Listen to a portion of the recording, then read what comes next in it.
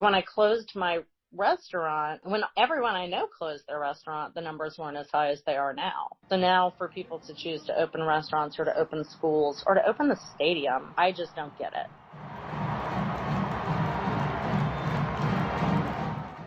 That was Mimi Malmus back in October. Chef and owner of Homemade, a restaurant and catering business in Athens, she's been closed for nearly 7 months.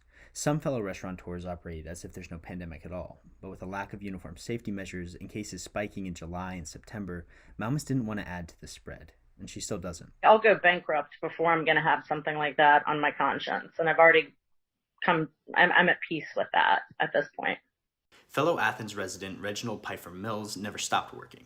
Both his job as a manager at an electrical service company and his part-time gig teaching at Athens Technical College forced him to make tough choices, especially Athens Tech.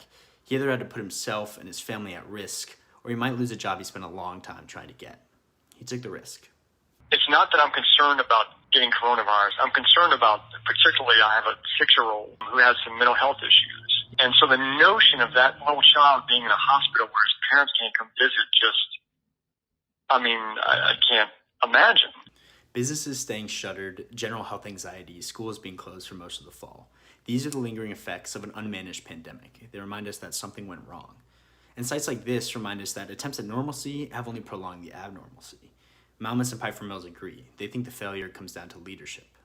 If we could have been on the same page and tried to encourage each other to follow the science and take precautions, then we could have opened up correctly. But it's only worth what it is because you've got people saying, you can't tell me what to do and I'm going to live my life like everything's fine. I think that without having mandatory protocols from the top down makes it really uncomfortable and it's harder to make decisions from a business perspective or from a school perspective or from a city perspective. The U.S. still doesn't have a clear anti-COVID policy across levels of government, and it shows in people's differing attitudes toward the virus. But amid this lack of cohesion, cases have begun to skyrocket across the country. For people all over, including Malmus and Pfeiffer Mills, anxiety about their jobs, about their loved ones, has become a fact of life. This has been William Newlin reporting.